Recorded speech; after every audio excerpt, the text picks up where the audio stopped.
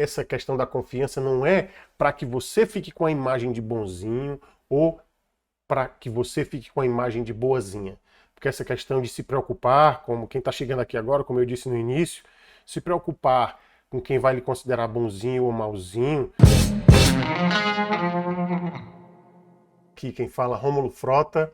E o tema de hoje nós vamos falar sobre a confiança. Qual é o resultado da falta de confiança no engajamento e na produtividade dos times? O que é isso? Que confiança é essa? E por que é importante isso como resultante de uma boa produtividade, de um engajamento aí dos times? A gente costuma confundir bastante essa questão da confiança e também muitas gestoras e muitos gestores pensam assim, poxa vida, então eu tenho que ser bonzinho, tenho que confiar e tal. E olha só, a questão não é ser bonzinho ou ser malzinho. Você não precisa se preocupar com isso. Inclusive porque essa questão de se preocupar se os outros vão dizer se você é bonzinho ou malzinho, aí é uma questão de carência, de insegurança. E isso não está relacionado à gestão. Você não precisa se preocupar com relação a isso. A preocupação que você precisa ter com o seu time é o engajamento deles e a produtividade. Agora, obviamente, ninguém se engaja e produz bem em um lugar onde não tem um bom relacionamento, onde o gestor não trata bem, não trata de forma cordial, por exemplo, os colaboradores, os membros do time. Isso, obviamente, é o básico. Cordialidade é o básico, mas muitas vezes ali nos momentos de estresse ou então de agonia, gestores e gestoras costumam esquecer esse pequeno detalhe. E aí eu pergunto para vocês, gestoras e gestores, até quando vocês vão ficar batendo cabeça com relação a isso? Em não confiar nos membros do seu time. Em não confiar. E aí quando a gente fala em confiança, a gente não fala em integridade.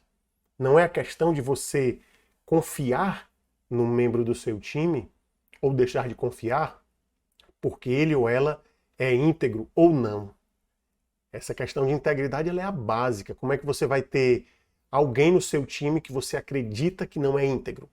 Mas a gente não vai entrar nessa seara hoje porque envolve muita subjetividade e já é um tema para outra live, que não será hoje, porque senão a gente vai realmente ir aí por outro caminho que não é o motivo da live de hoje. Então a gente precisa entender que a confiança que a gente precisa ter é na competência. A gente precisa ter confiança na competência dos nossos colaboradores. Aí meu ilustre amigo Franco Almada, advogado, aqui a competência, no meio jurídico a competência é outra coisa, tem um outro significado que não o que a gente está utilizando agora. Então, competência, a gente tem que confiar na competência dos nossos colaboradores. E aí a gente pergunta, mas quais os benefícios que eu, gestora, eu, gestor, terei se eu confiar nos meus colaboradores? Olha, tem vários, inclusive, né, os principais, obviamente, são a produtividade e o engajamento aumentarão e o seu estresse, gestora e gestor, diminuirá consideravelmente. Diminuirá consideravelmente. Por quê? Porque o time está produzindo, o time está engajado e você não está com o peso da desconfiança. A desconfiança pesa muito. A gente gasta muita energia. Como é que eu sei isso?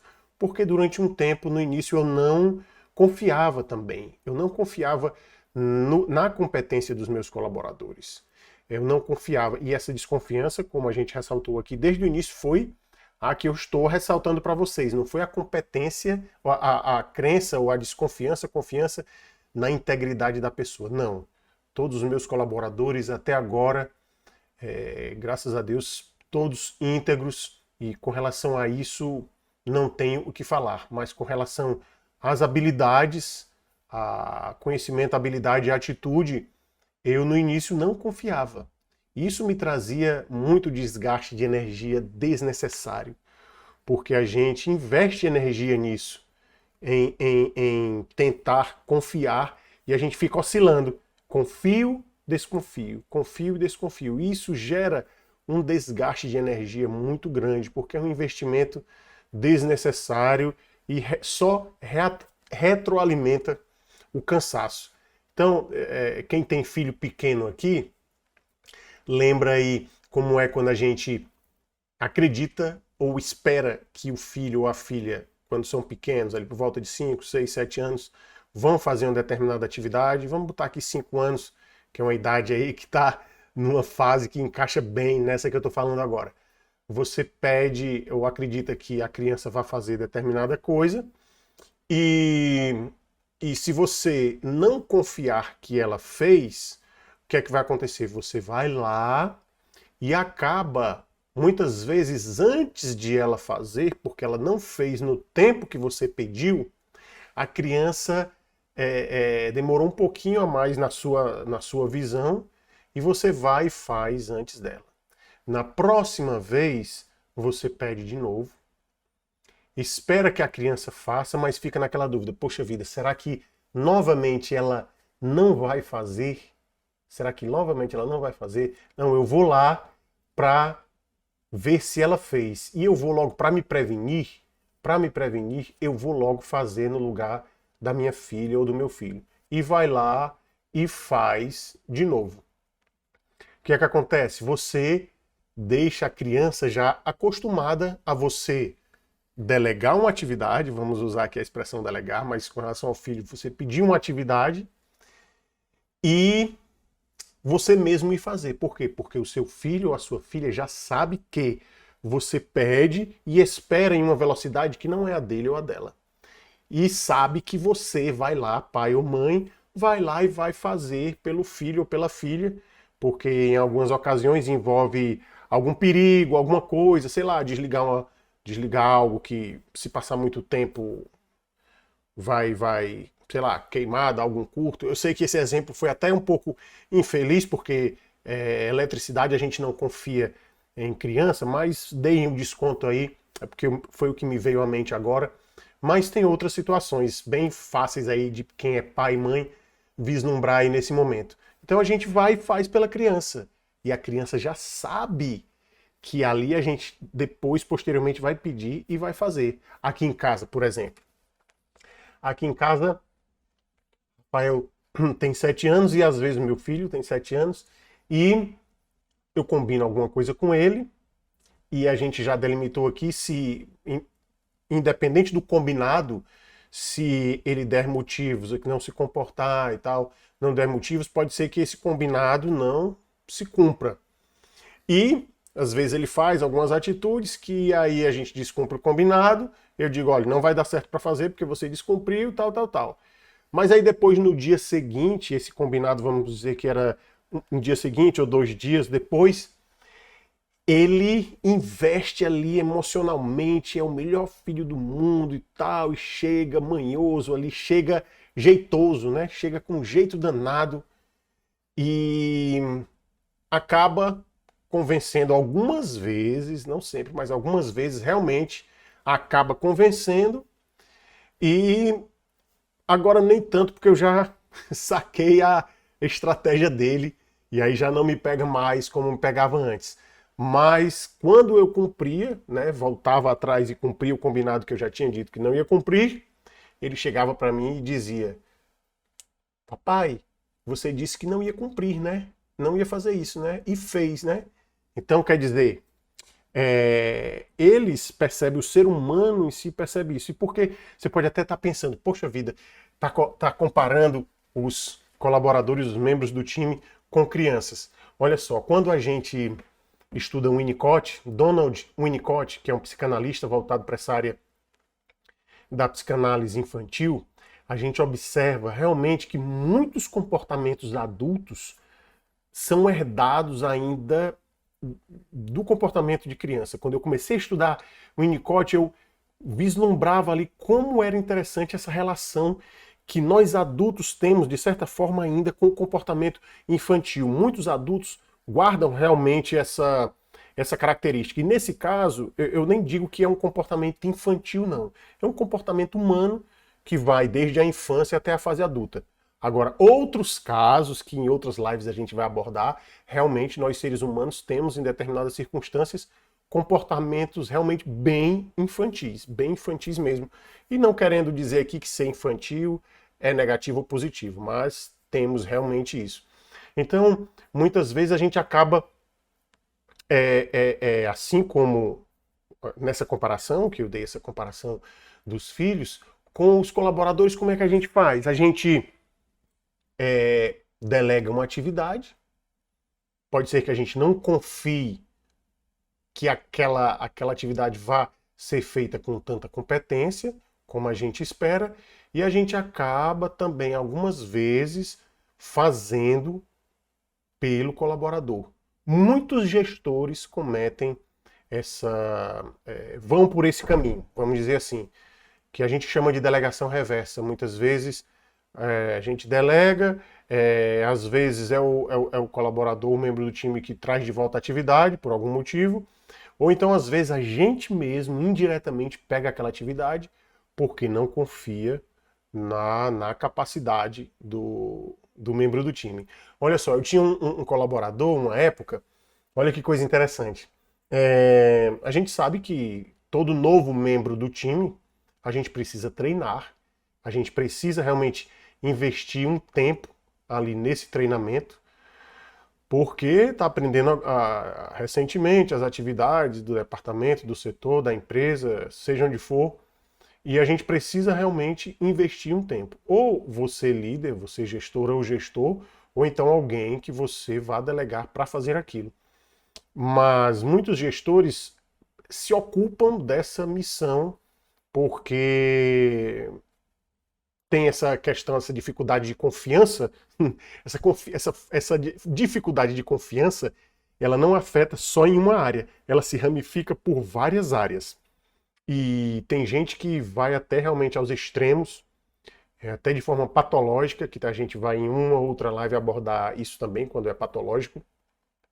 Mas aí o líder, geralmente, que não tem confiança, ele mesmo se ocupa em treinar o novo membro do time.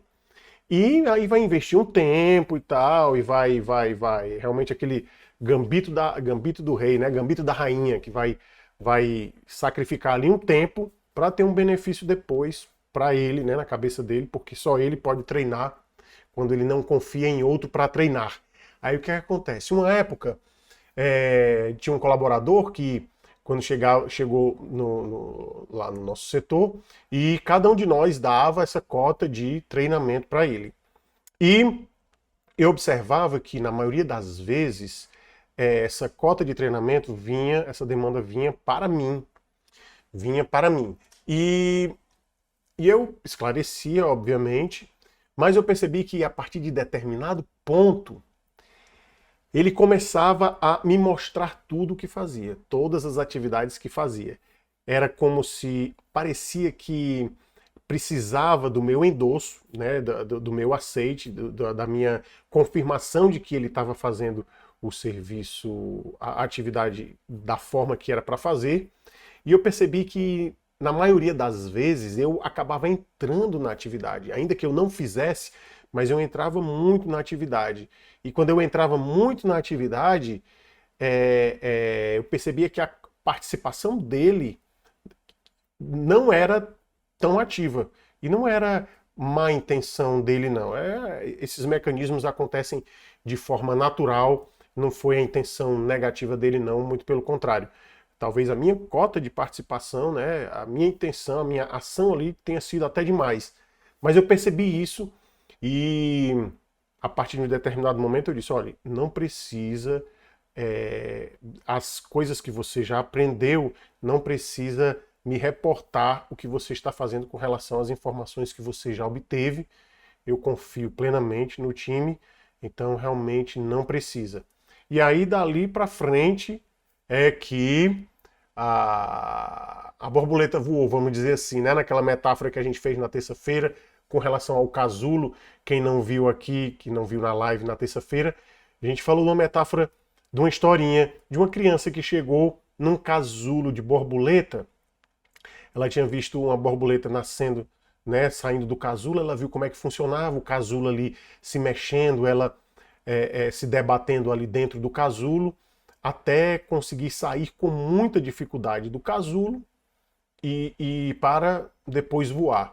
E ela ficou com muita pena das borboletas e uma outra oportunidade que ela teve, ela foi lá e quando ela viu a borboletinha se debatendo, a lagarta se debatendo dentro do casulo, a borboleta, né, se debatendo dentro do casulo, ela quebrou uma pontinha do casulo para a borboleta sair. E o que acontece é que as asas da borboleta, ela fica se debatendo ali dentro para que o líquido que formam ali as asas possa ser espalhado para fortalecer as asas. E quando a gente interrompe esse processo, as asas não são formadas. E o que aconteceu é que a borboleta caiu e não conseguiu mais voar.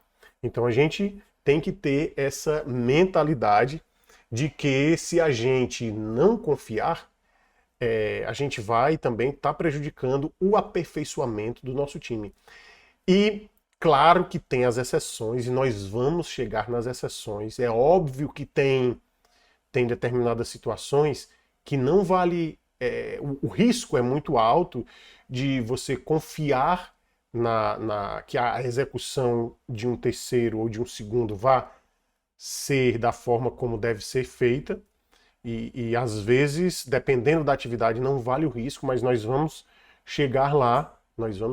Mas primeiro eu queria construir com vocês aqui essas situações. Porque, veja bem, como eu já disse no início, essa questão da confiança não é para que você fique com a imagem de bonzinho ou para que você fique com a imagem de boazinha. Porque essa questão de se preocupar, como quem está chegando aqui agora, como eu disse no início, se preocupar com quem vai lhe considerar bonzinho ou mauzinho na utilização das técnicas, essa preocupação, ela é insegurança. Ela é insegurança. Quando a gente é inseguro com relação a isso, a gente se preocupa. Mas se você implementar as técnicas e implementar as técnicas que eu vou trazer para as lives aqui, pode ter certeza que você vai implementar, vai ter engajamento, vai ter produtividade, o ambiente vai estar bom. Claro que em determinado momento é óbvio que vai haver conflito. A gente já conversou em uma outra live que os relacionamentos humanos tendem ao conflito e a gente precisa investir energia para dirimir esses conflitos. Conflito vai haver em algum momento, mas na grande maioria das vezes, seguindo as técnicas que eu estou trazendo, vai ser uma coisa autossustentável, o estresse vai ser só o necessário, os conflitos vão ser espaçados, bem espaçados, e o principal, a produtividade e o engajamento vão estar em linha.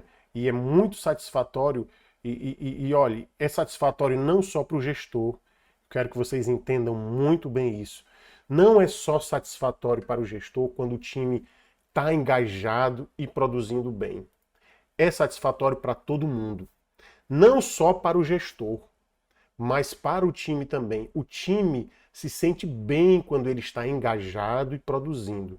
Quando ele está engajado e produzindo em um ambiente autossustentável, um ambiente onde não há conflitos desnecessários, onde não há estresse desnecessários, ganha todo mundo com isso. Os colaboradores gostam de ir para o local de trabalho, eles vestem a camisa da empresa, vestem a camisa do local que eles estão trabalhando. Agora, só tem que ter atenção também que você não precisa se preocupar de o colaborador ou a colaboradora, o membro do time, vestirem a sua camisa. Você tem que se conscientizar que você está gestor para que o time vista a camisa do local, do seu setor, da sua empresa, da instituição. Não queira se envaidecer achando, estão vestindo a minha camisa. Pode ser que não. Pode ser que seja um excelente profissional ou uma excelente profissional e não concorde com o seu ponto de vista. Está valendo também. Inclusive é importante quando existem pontos de vista diferentes no time, o time todo ganha com isso, porque o viés diminui, os preconceitos diminuem, os vieses inconscientes, né? Que são as crenças ali que estão enraizadas e levam a gente a pensar só de uma forma. Depois a gente vai também abordar isso, não agora, mas todo mundo ganha realmente com isso. Então, confiança.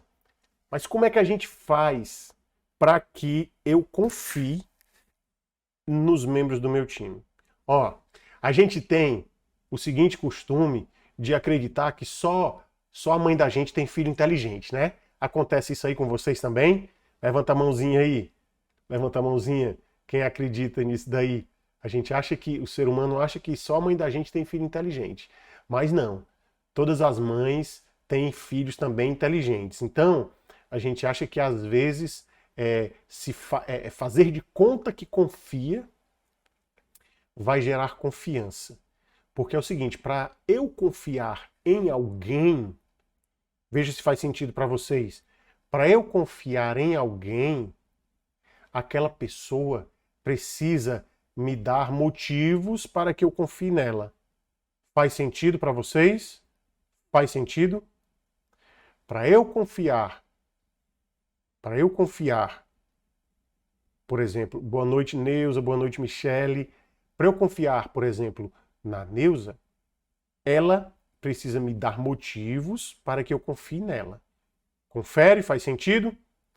E, contudo, para que a Neuza me dê motivos para que eu confie nela, na grande maioria das vezes,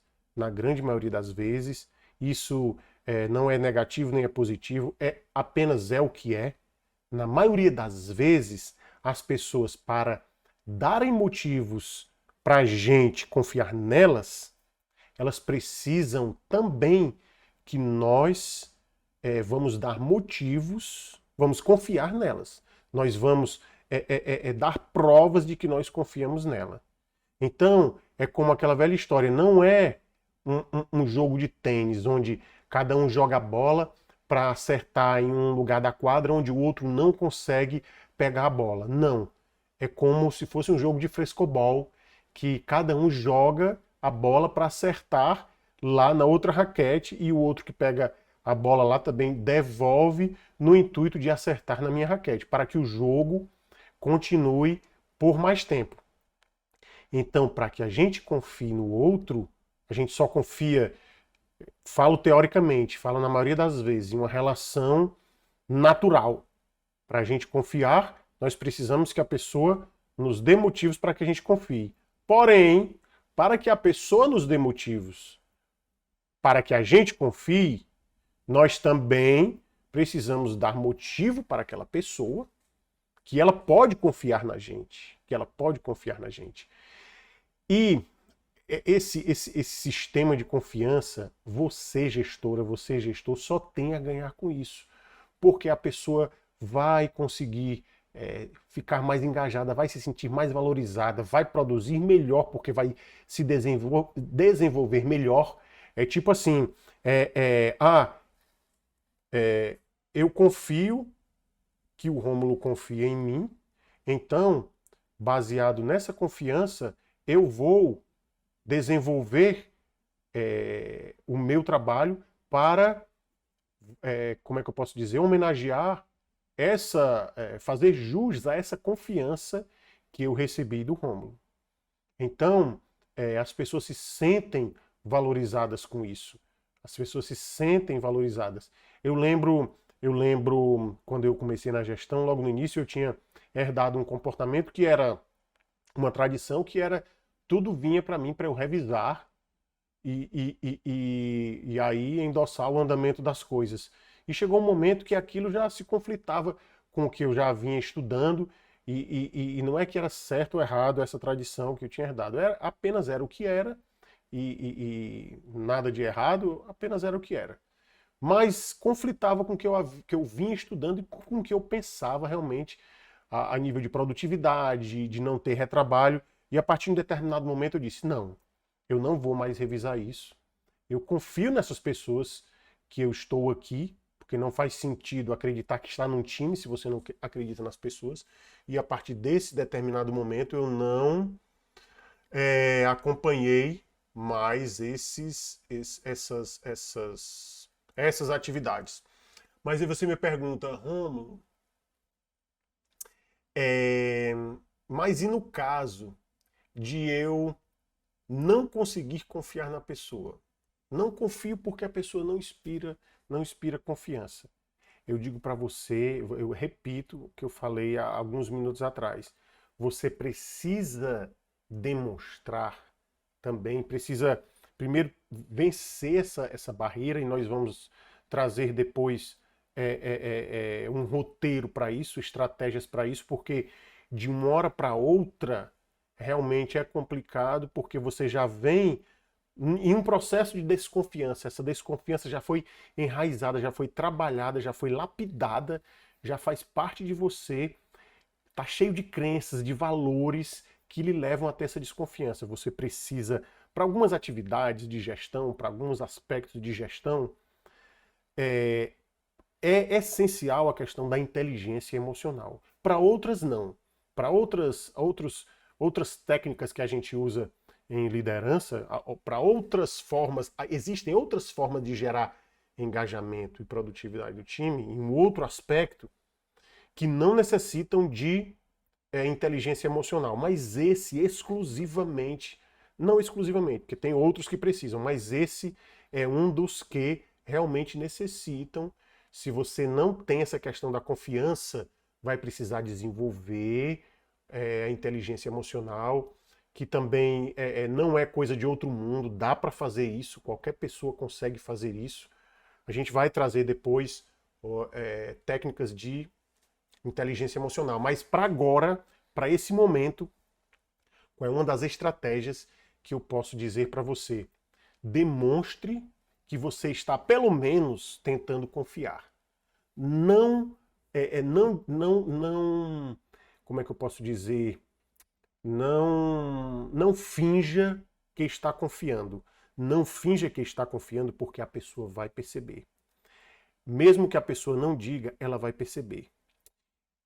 Eu já falei aqui de uma habilidade do cérebro que todo mundo tem, e muitas pessoas realmente percebem. Naturalmente, todo mundo é para perceber. Só que algumas percebem, mas não acreditam, não fazem ideia disso, e não é que não percebam, mas não decodificam essa percepção. É isso que eu quero dizer. Então, não finja que confia. Tente confiar e tente dar indícios de que você está confiando. Porque é aquela história, não basta o rei ser fiel. O rei precisa parecer fiel. Faz sentido para vocês? Faz sentido? De que adianta o rei ser fiel para a rainha, mas ele olha para todas as outras mulheres do castelo. Não está dando provas, não está transparecendo, mesmo que ele seja 100% fiel, ele não está transparecendo que é fiel. E se ele deseja que aquela relação perdure durante muito tempo, precisa haver essa também aparência, a aparência corresponder com a realidade. Porque nós não lemos mente. Nós não lemos mente. Pelo menos até agora que se saiba, não. Nós lemos elementos não verbais, que é a teoria da mente, mas a teoria da mente não é leitura da mente. Não é isso. Teoria da mente não é ler a mente. Não vamos falar isso hoje, mas em um outro momento a gente fala. Então, não finja que confia. Tente confiar. Tá? Então aí você diz, Romulo, mas eu já confiei várias vezes e não deu certo. Eu preciso sempre revisar. E aí, vamos lá, quem é advogado aqui, quem tem um escritório que tenha recursos para fazer isso, um advogado, por exemplo, faz uma peça, né, uma petição, e tem escritórios que pegam o advogado faz aquela petição e colocam o outro para revisar. Fantástico. Eu concordo plenamente com isso daí, porque uma outra revisão realmente detecta ali às vezes detecta incorreções ou então alguma coisa que precisa ser aperfeiçoada. Então eu acho essa técnica bem legal mesmo. Porém, vai ter alguém que vai dizer assim, poxa vida, mas eu sempre que eu vou revisar a peça de alguém, vamos supor que você vai revisar a peça do seu colaborador. Aquela peça sempre vem errada. Poxa vida, mas eu não posso confiar porque aquela peça, aquela petição sempre vem errada. Eu já disse como é que é para fazer, mas a petição vem errada. Então, por isso eu não confio. Então, vai ser tema de outra live, porque essa questão aí não é a confiança. A questão aí não é a confiança. Você não está confiando porque ele não está correspondendo à sua expectativa, mas eu entendo que ele não está correspondendo à sua expectativa por um outro processo que não está sendo feito, que a gente vai trazer depois em outra live. Um processo ou outros processos que não estão sendo feitos. Dentre eles, só dar um spoilerzinho aqui, a comunicação. Mas enfim, então vamos rapidamente para as exceções. Existem algumas exceções a essa questão de que você não vai querer que outra pessoa execute aquele trabalho, porque não é que você não confia na pessoa, mas é que o risco de haver um erro naquele procedimento feito por outra pessoa, se houver um erro, o dano vai ser muito grande e quem vai responder por esse dano é o próprio gestor. Então, vocês sabem aqui, quem me acompanha nas lives, eu procuro ser o menos enviesado possível, que é o viés inconsciente, aquela história de a gente sempre estar pensando em uma coisa só, em uma linha, e não ter outras visões periféricas, né, de contexto. Então, é um grande lance que eu digo para vocês também, não se apeguem a conceitos, não se apeguem a ponto de vista, nem seus, nem de ninguém. A gente sempre estuda, sempre se aperfeiçoa, sempre põe em prática as coisas de forma mais saudável quando a gente não se apega a um conceito. Porque o que é unânime, por exemplo, na ciência hoje, daqui a uma semana pode não ser. E aí eu vou me apegar, vou dizer, não, mas eu acredito naquilo que foi provado até semana passada. Mas Rômulo, trouxeram prova científica, tem 5.000 artigos científicos aqui mostrando que da semana passada já não está mais certo. Eu disse, não, mas eu acredito no da semana passada, porque eu já usei o da semana passada e deu certo e eu vou usar. Mas você usou o novo? Não, não usei porque está dando certo o outro. Vocês estão entendendo o que eu quero dizer? Então, para a gente não se enviesar, não ter esse apego a conceitos muito engessados, a gente tem que entender que realmente, em alguns casos, e aí cada gestor vai saber qual é o seu caso, vai precisar realmente não correr o risco de outra pessoa fazer, porque se houver um erro, não vai ser um erro que diz, tudo bem, você errou, a gente refaz. Não, pode ser um erro que gere um grande prejuízo ou um dano realmente irreparável. Então, nessas situações, por exemplo, vamos trazer aqui exemplo de criança novamente, porque eu estou nessa fase de ajudar aqui na educação dos filhos, então eles são menores, um de 7 e um de 5, então vamos botar um exemplo de criança aqui. Vamos supor que você tem uma cobertura, e essa cobertura tem um muro, uma grade que não tem aquelas telas, mas você confia que o seu filho, por exemplo, de 7 anos, vai estar lá e não vai deixar a irmã de 5 anos, ou então ele mesmo não vai correr o risco de subir num parapeito daquele, num murinho daquele que é baixo e sofrer um acidente. Então, vale a pena, você que é pai e mãe, se você tiver um filho de 5 anos, vale a pena você confiar, deixar ele só na cobertura, confiando que ele não vai sofrer nenhum acidente lá, apenas porque o seu filho ou a sua filha é muito inteligente, tem 5 anos, é muito inteligente e não cometeria um equívoco desse de cair de uma cobertura, eu acredito que você não iria correr esse risco. Então, voltando para o trabalho, tem determinadas áreas que realmente o gestor vai ter que pesar se vai realmente confiar, né, em outra pessoa fazer a atividade, se ela não sendo efetuada como deveria ser, vai gerar um risco irreparável. Então, as estratégias são essas, de tentar confiar mais nas pessoas. E antes de continuar as estratégias, deixe-me dar só uma olhadinha aqui, o que é que foi que vocês escreveram aqui, por favor, nos comentários.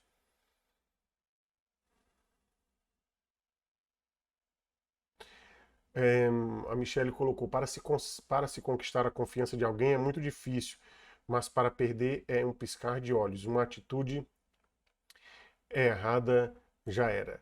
Então, é interessante a fala e o discurso, assim, é interessante, você gestora, você gestor, você entende que como é realmente desgastante quando a gente não confia no colaborador ou na colaboradora ou no membro do time. Não confia no sentido de não acreditar na competência dele ou dela. Mas, dentre as estratégias que você precisa ter para isso, é realmente tentar confiar.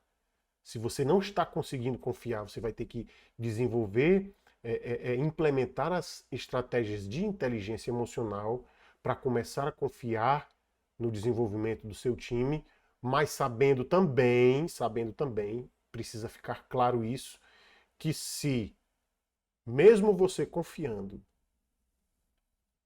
o time não está tendo não está performando bem, eu acredito particularmente que, na maioria das vezes, você gestor, é o maior responsável por isso. Eu sei que é duro a gente ouvir isso. Foi muito duro para mim também quando eu aprendi isso. Eu sei, eu imagino que você gestora, você gestor, está pensando aí, principalmente se você gestora, for o gestor do seu próprio negócio, for o empreendedor. Você deve estar pensando, poxa vida, mas eu investi aqui tempo e dinheiro e paciência e muito esforço e ainda vou aceitar, vou ouvir isso que pode ser que eu seja, se você for o gestor, né, o empreendedor e gestor do time, porque algumas empresas pequenas, por exemplo, estão começando agora, o gestor não tem condições ainda de contratar líderes, de formar líderes, então ele mesmo é o próprio empreendedor, gestor e vai tentar ser o líder para depois formar outros líderes. Então, sei que isso é duro de ouvir, mas escute de quem tem experiência de muito estudo e prática. Já cometi muitos equívocos desse jeito. Eu não acreditava, eu não enxergava que eu era uma das variáveis, a variável, aliás, que mais comprometia a performance do time. Quando eu compreendi isso, tudo mudou, porque eu comecei a confiar mais nas pessoas, comecei a me desenvolver mais, porque eu sabia que se eu me desenvolvesse, eu iria auxiliar o time e iria me auxiliar também. É todo um conjunto. Se o seu time produz bem, se você é um gestor, que não é o empreendedor, você é um gestor de uma empresa, você sabe que o seu emprego, teoricamente, depende da produtividade do seu time. Depende do engajamento do seu time. Então, direta e indiretamente, você, gestora e gestor, vai se beneficiar. Vai se beneficiar porque o clima vai ficar mais leve, você vai trabalhar mais contente, porque também os seus colaboradores, os membros do seu time estão indo trabalhar mais contentes. Por isso, inclusive, eles estão produzindo mais e em um ambiente autossustentável. Eu costumo encerrar mais cedo, mas hoje eu quero ainda falar em um exemplo que eu acho muito interessante.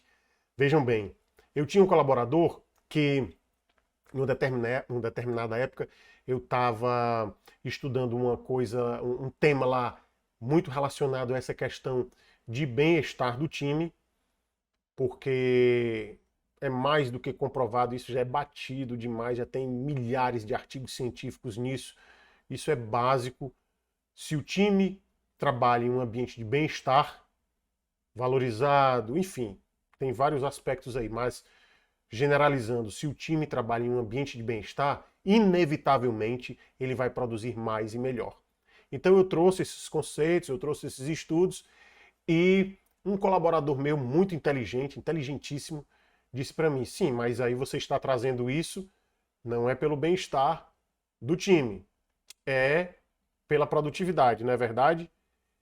Eu saí pela tangente nesse dia porque realmente a vontade de dizer foi o seguinte, você prefere, olhe, e isso também é implementação de inteligência emocional, porque a vontade que me deu foi de dizer, Você prefere trabalhar, produzir bem em um ambiente que tenha desgaste? Se esforçar para produzir bem, para cumprir suas metas em um ambiente que tem desgaste? Ou você prefere produzir, cumprir suas metas em um ambiente com bem-estar? Eu mudei o assunto, mas passei subliminarmente, superficialmente essa ideia. Os outros também entenderam que realmente era para produzir mais, o fim é a produção, mas o meio é o bem-estar. Ora, se você chega para um gestor, imaginem o gestor chegando para o dono da empresa e dizendo: não, eu estou implementando aqui umas técnicas para o pessoal se sentir bem. Só isso você vai dizer? O empresário diz: não, mas você está aqui é para o time produzir, não é para as pessoas se sentirem bem. Agora, olha a diferença. Dono da empresa, eu estou aqui, eu como gestor, líder do time, trouxe essas ferramentas que proporcionam bem-estar a eles, e com esse bem-estar já foi demonstrado que eles realmente estão produzindo mais. Aí é uma outra história, porque o fim da empresa é a produtividade. É claro que se ela puder aliar o bem-estar à produtividade, é melhor ainda, porque essa produtividade é maior, é sustentável, a qualidade é melhor, e ainda tem dependendo da cabeça do empresário, ele ainda vai se sentir bem, porque sabe que além de lucrar, ele está proporcionando qualidade de vida para as pessoas. Vai ter outros que não, que diz assim: não, eu não me preocupo com esse bem-estar, mas se está produzindo bem, está ótimo. Então, os dois, nas duas linhas, ganha o time e ganha o gestor. Você, gestor, garante o seu trabalho se o seu time produzir bem. Para o seu time produzir bem, tem as técnicas, o misto, o mix das coisas que a gente está trazendo nas lives, e vamos trazer mais vários contextos para você conseguir uma super produtividade, um super engajamento do seu time de forma sustentável e com menos estresse. Eu garanto a vocês. Então, é só se ligar que estou trazendo para vocês o que há de mais validado, o que há de mais moderno, e também um mix que é esse método que eu tenho implementado, que é um mix de alguns conceitos dos mais validados possíveis, dentre eles psicanálise, programação neurolinguística e principalmente a neurociências. Mas não vou trazer conceitos de nenhum dos três aqui para vocês, já vou trazer o como implementar. Só quero que vocês saibam que o fundamento é esse tripé, ok? Luiz Carlos colocou: o maior motivador da falta de confiança é a falha no processo de comunicação por parte do gestor. Exatamente, Luiz Carlos. Eu queria guardar um suspensezinho porque é um tema de uma das lives aí mais para frente, mas você já deu aqui a sinopse de uma das próximas lives, que é exatamente essa daqui.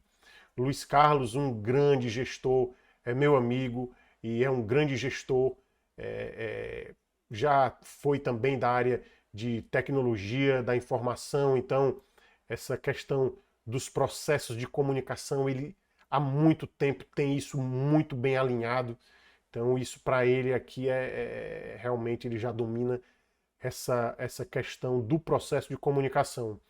Um grande gestor, meu amigo Luiz Carlos, um grande abraço. Então, a todas e a todos, um grande abraço. Espero que esses conceitos tenham ajudado. Às terças e quintas trarei, cada terça e cada quinta trarei temas, conteúdos com base nas melhores teorias, porém validadas. Não vou trazer aqui nenhuma teoria que não tenha sido validada por mim, ok? Porque existem realmente teorias que são lindas, perfeitas, mas na prática a situação é bem diferente. Então só vou trazer para vocês teorias validadas pela prática de praticamente 20 anos de gestão e estudando desde o começo, porque no início eu fiz muita besteira como gestor, mas consegui, com base em estudos e aplicação prática desses estudos, reverter a situação e vou trazer esse conteúdo, compartilhar com vocês esse meu método para auxiliá-los a conseguir o maior engajamento e produtividade dos seus times de forma sustentável e com menos estresse. A todos uma excelente noite. Muito obrigado a todos. Fiquem com Deus, muita saúde, muita paz e até a próxima terça-feira, próxima terça-feira, às 19 horas. Um grande abraço e bom final de semana. Fiquem com Deus.